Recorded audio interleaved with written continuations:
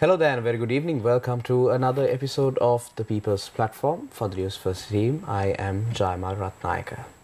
Today we are going to talk about human capital. As you know, Sri Lanka went through an unprecedented economic crisis last year, leading to an exodus of skilled professionals and also educated persons leaving the country. But we are now slowly and gradually getting back on the right track, and measures are being taken to bring back and incentivize those skilled individuals, and also to equip our younger generation of students and citizens to face the world and to help grow our economy in the future. To talk about that and much more from a more state-related perspective, we have in our studios today Shanika Mayadunne. She is the Deputy Director at the Department of Manpower at the Ministry of Labour. Thank you very much, Shanika, for joining me this evening. Thank you for having me today on the show. Shanika, let's talk about the importance of human capital and what sort of a role the Manpower Department plays within the Ministry of Labour and the functions that it has fulfilled over the years, and also more importantly how you have responded to the current crisis and the massive gap that is being created by a lot of professionals leaving the country as of late. First of all, again, thank you very much for having me on the show today. Department of Manpower and Employment was established in 2010 through an extraordinary gazette notification, and this was initially functioned under the Ministry of Labour, Labour Relations back then. And the main objective of establishing such a department was to promote employment, employment planning, collection, analysis, and dissemination of labour market information, and carry out career guidance opportunities. Career guidance programs.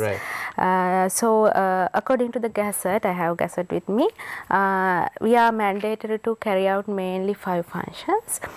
First one is formulation and implementation of the National Manpower and Employment Policy. Second one is employment creation and promotion activities.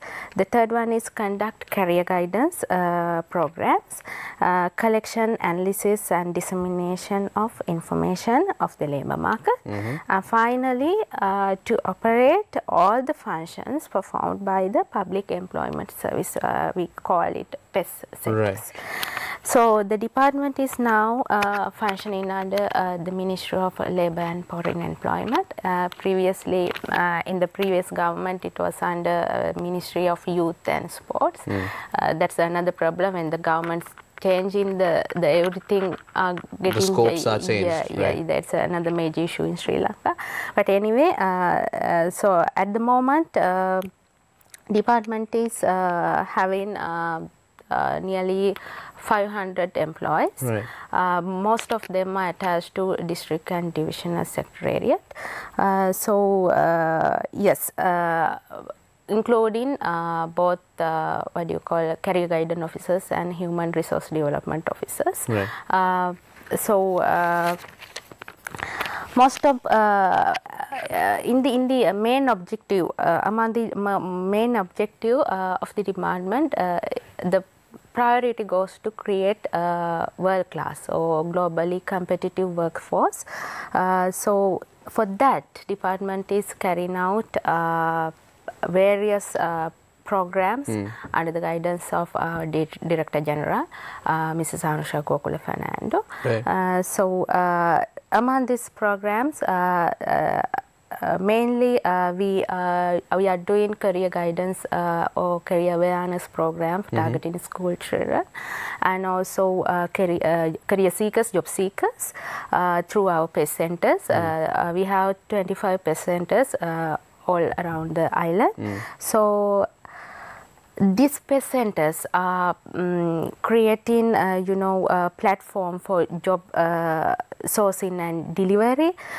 We register job seekers and also the employers, and the employers have space to select suitable individuals for their vacancies. So at the moment we are doing this manually, but we are also taking discussions with the Korean government to establish online an automated system. an automated system. So if it is become a reality, we can deliver the service more effectively in the future. Okay.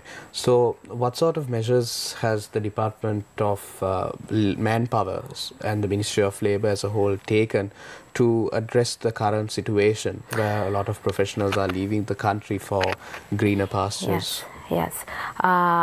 This is something like that I can say. People are leaving the country because here we are having a crisis situation. So we cannot stop migration. You know, they are leaving the country. They are leaving the country because they are seeking better working conditions, better living conditions, quality education, and also for better salaries as well. So what we have to do is, if we don't have those facilities in Sri Lanka, we have to provide them. But as a department, you know that the circular is issued by the Public Administrative Ministry regarding that granting 5 years overseas work leave. Yes. So the initial proposal was prepared by the Department of Manpower, and initially we thought of we proposed actually apply this only for non-executive staff, those tertiary and secondary and primary staff. That includes the KKs, drivers, clerical staff, and DOs. There are a huge amount of DOs, development officers. But when the circular issued, the things got a little bit changed, and it applies to the whole public sector. As well. Yes. Right. So, can you just tell me how the Ministry of Labour and the Department of Manpower, like you said in your opening remarks, that it compiles information regarding the labour market. Concerning labour migration, can you tell me how many, do you have statistics, have you compiled statistics of how many skilled professionals have left the country, how much you need, how many people you need to retain, and so on? Yes, I don't have that much of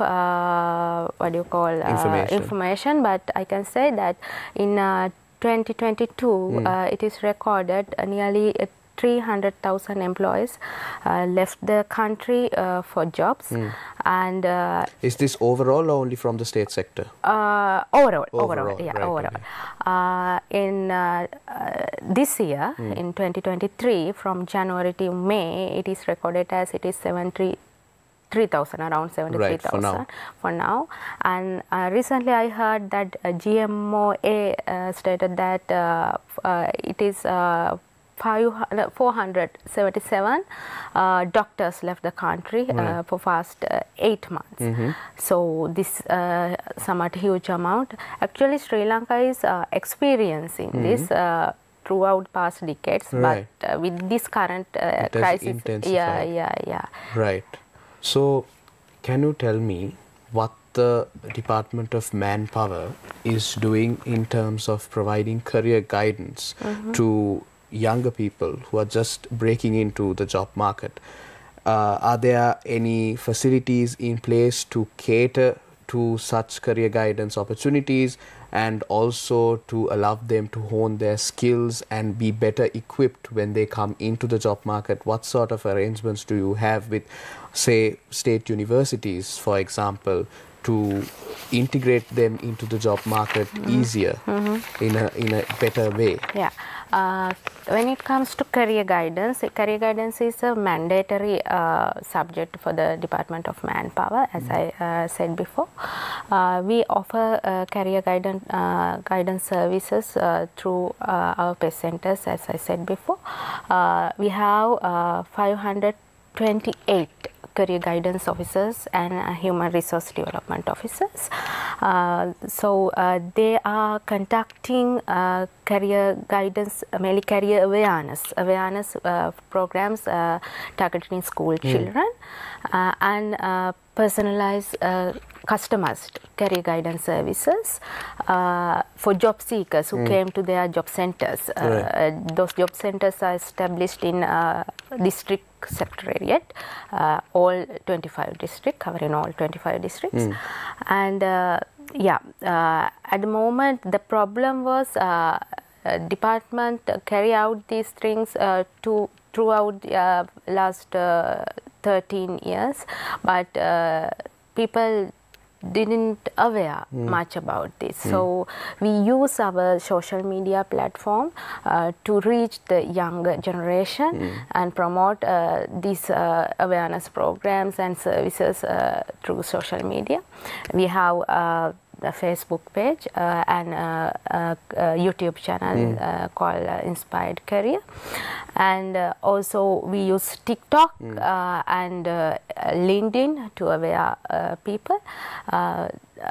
Actually, and also we have career key tests. We use career key test to identify the potential of school children or job seeker or any individual, and to smooth the career guidance services. So we recently made a online system to carry out the career guidance, career key test. Initially, we did it manually. Now, at last year, we initiated that system. Right. So, Shanika, talking about creating a workforce that is equipped to deal with the current requirement in the economy, we have seen and we've read about how Singapore was, when they were a developing nation, what they did was they identified certain areas which require the most amount of capital or human capital, and they educated their younger generation to be people who are required for such areas.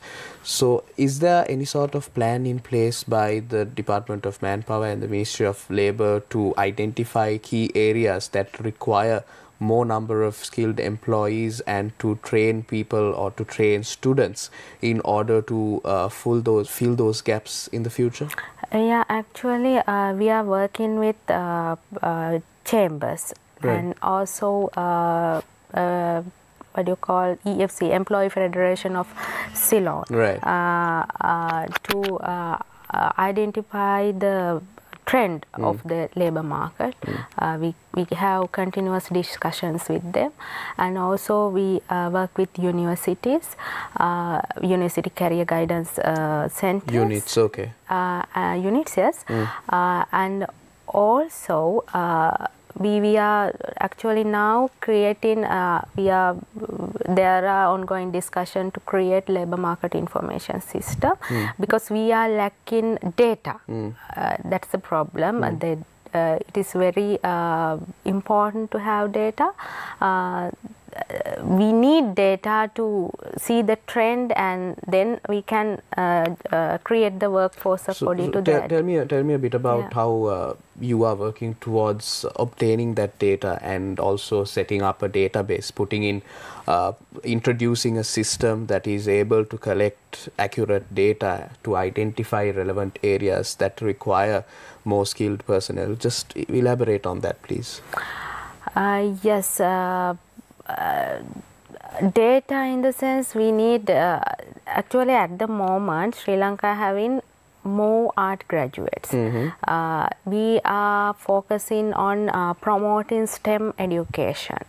The data we need in every age, you know that in O levels we can see so many dropouts from O levels and A levels.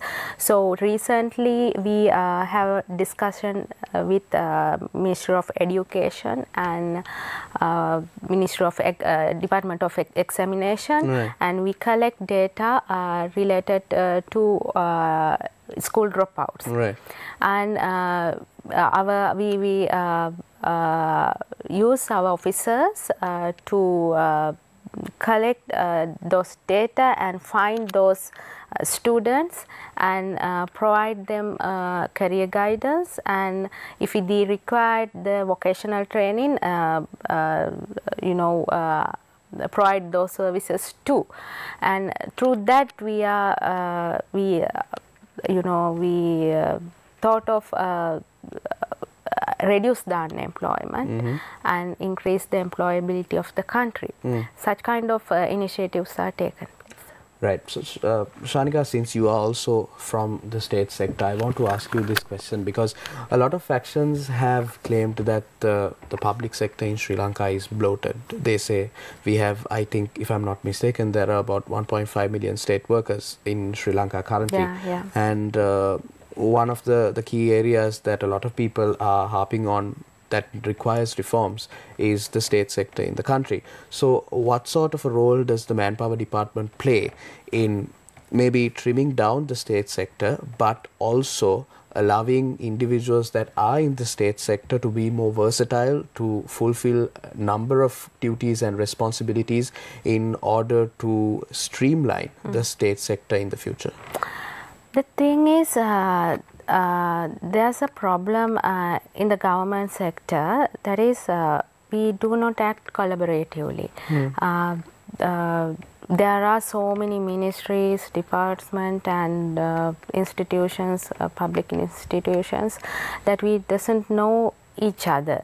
Some works are repeat. The Department of Manpower in the previous ages, we have done that entrepreneurship development, right. And there we know that there's a separate division in the youth ministry called SED. They also doing the entrepreneurship development, something like that. So we came to know that recently there were 81 public sector institutes who work related to promote this entrepreneurship development. So it's not streamlined at all, is it? Yeah. That so we want to know each other and avoid repetition of the work. And recently we prepared a concept paper and gave it to a parliamentary committee, and recently they have some discussion related to this, to avoid this and work collaboratively.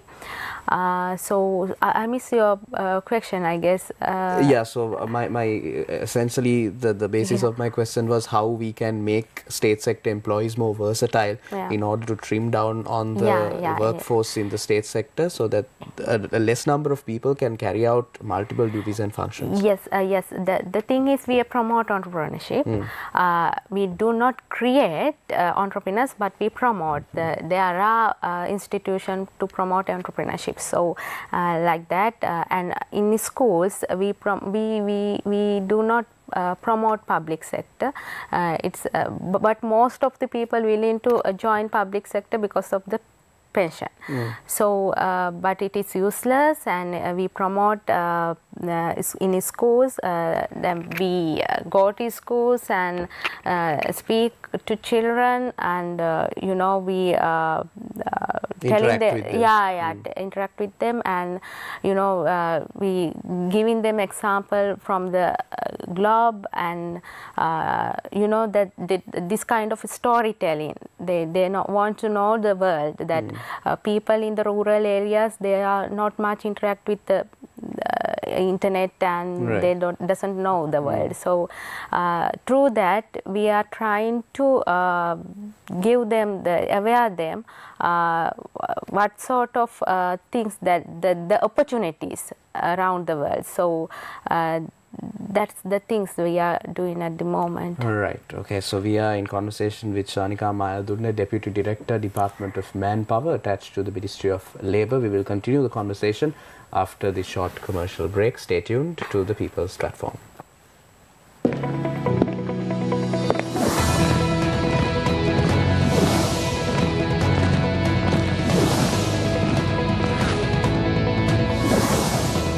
There is now a greater need for companies to get closer to the customer.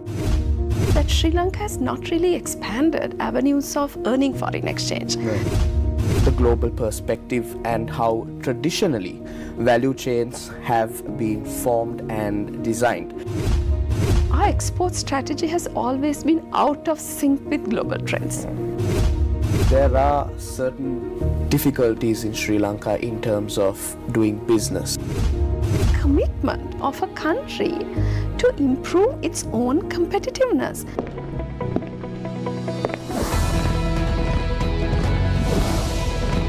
The People's Platform, every Monday and Friday at 7:30 p.m. on TV1. But our main grouse here is that this bill as it is being brought to suppress the people. After the recent Aragale, then after the IMF deal, now this government, especially the Ranil Wickremesinghe government, believe they want to curtail the democratic rights of the people. We are very suspicious as to why this particular bill has come up at this particular moment, the need for it, in what context this is being brought with such urgency.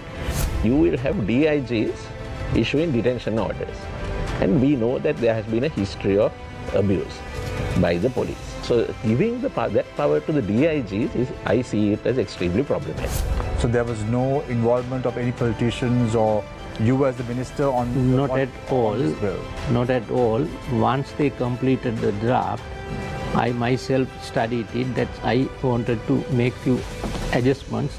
Face the Nation, Wednesday nights at 9:30 on TV1.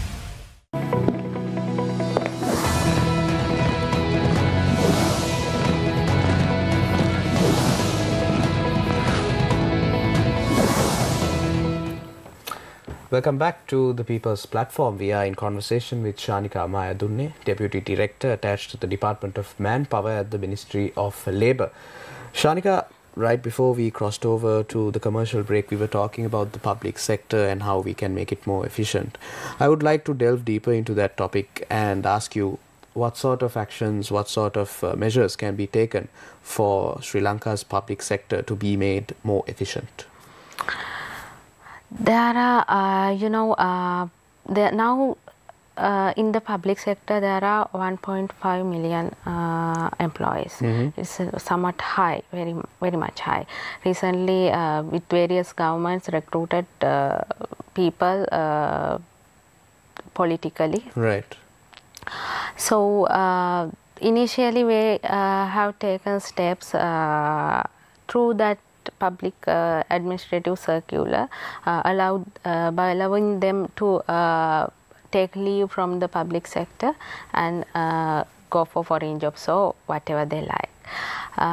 So now what we need is to reduce the amount and restructure the departments and the organization. If we take the Department of Manpower, we have 600 plus employees. Right. So it is somewhat high. What we are thinking at the moment is it is better to attach them in the divisional and district level, and we actually at the head office we have more than 100 employees. It's not necessary that much. So if we take the Department of Manpower, it is an organization where develop policies. Right. So we need actually, for an example, we need some few executive staff, that's enough, statisticians to analyze labor market information and something like that. That means only 25 people are enough to carry out the function. So that is why we are thinking, and we are at the moment we are writing a concept paper regarding this. We have to reduce the employees, allowing them to join whatever they like, and we have a huge structural reform towards all the organizations. Right. Yeah, that's what I'm thinking. Okay, so let's talk about bilateral partnerships between other nations. There are partnerships between Sri Lanka and other countries, particularly Japan and South Korea, where workers from or employees from Sri Lanka go to those countries and obtain experience. How has that progressed over the years? Have you all struck more deals for such agreements for our labor to be sent abroad, obtain experience and to bring them back in turn? What's the progress on that? Actually, what do you call labor? Within the Labour Department, we are Department of Manpower is functioning, and also Foreign Employment Bureau. There's a Foreign Employment Bureau. So the Foreign Employment Bureau is the main body who engage in this. Recently, I don't have a statistic at the moment, but we have agreement with Korea and Japan to what do you call share employees? Yes, to share employees. At the moment, we are promoting this also through the Department of Manpower. The bureau conducting classes for Japanese language. They need, the thing is, they are the huge quota, a big amount. I can't remember exact amount, but people in 2021, I guess, I can't remember exactly, but only 3 people went through the bureau to Japan, because most people are do not take in the classes, and there's a what do you call that, there's a level to achieve level of Japanese language proficiency that you must achieve before you are enabled to go for employment there. So why do you think that is? Is there a breakdown in communication, or are the people unaware that they have this opportunity but they are not willing to undergo those classes for them to unlock that opportunity? Both. They are, the main reason is in rural areas the classes are not conducted in rural areas. Then if you take Ratnapura district, classes are conducted in Ratnapura city,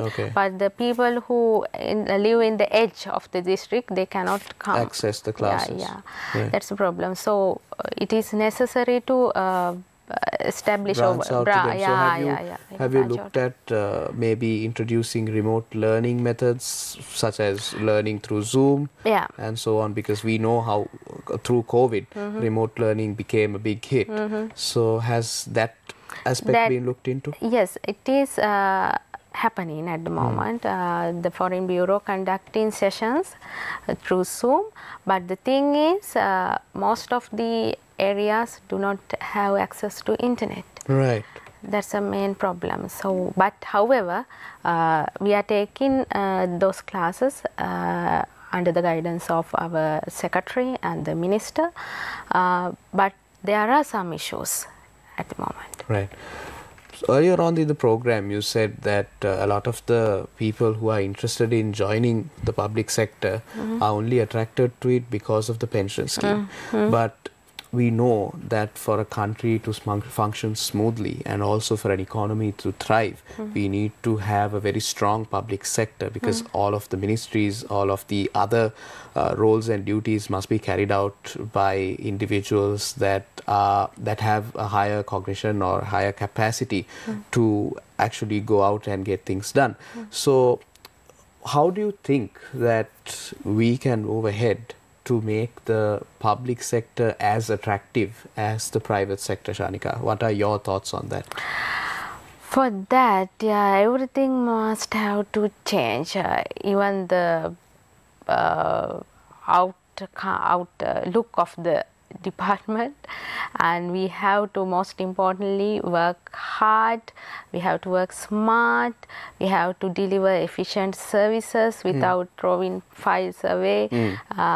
We have to act quickly, we have to respond them quickly, we have to develop such kind of ethics among the employees, and also government has to allocate more money, because the thing is, however, the people are attracted to the pension, but they have very less salaries. Right. So compared to the private compared to the private sector. So they think it is enough working a few hours for their salaries. Right. That's the problem. So, okay, they believe that the remuneration they get is not enough for the work that they put in. Therefore, they tend to laze around, maybe. I don't want to use that word, but they tend to laze around. That creates, in turn, an inefficient public sector. So you believe remuneration will be an incentive to give them more motivation to work harder? Yes. What other aspects would because, you like to... Because the salaries is not enough even to for their run a month. Yes, their travel expenses, they to look after their children. So it's not enough actually. So yeah, it has to be done, and of course the need to train. The continuous training is essential, because I know in the Department of Manpower, the career guidance officers had training when they enter into the service department at the very beginning in first batch in 1999. After that, they haven't received any sort of training, which means that they are not up to date with latest trends. And most of them, some are searching for the information, you know, entering a few courses and finding them. There are opportunities, but we have to have proper agenda for that. Right. Although there are opportunities, one, people might be unaware of them, and two, those opportunities are few and far between. Right. We're unfortunately closing in on the end of the show, but I must ask you, Shanika, one last question before we wrap up.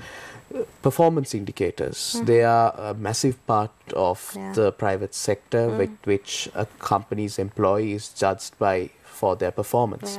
Has the public sector or the Ministry of Manpower, Labour and the Department of Manpower looked into introducing performance indicators to the public sector? Yeah. That's another point that I missed earlier. At the moment, the president from the president secretariat, they are developing the KPI for all the ministries in the country. So each ministry take KPIs, and from ministry they're given to the all the institutions under the ministry those KPIs.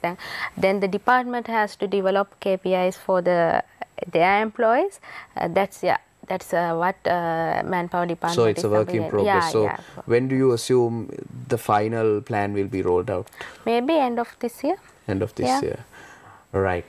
We were in conversation with Shanika Mayadunna, Deputy Director, Department of Manpower, attached to the Ministry of Labour, especially in terms of the exodus of skilled professionals and labour migration as a whole in Sri Lanka. We talked about the solutions that we can adopt to retain our workforce, and also to make the public sector more efficient, and also to encourage more people to join the public sector, which is in turn made more efficient.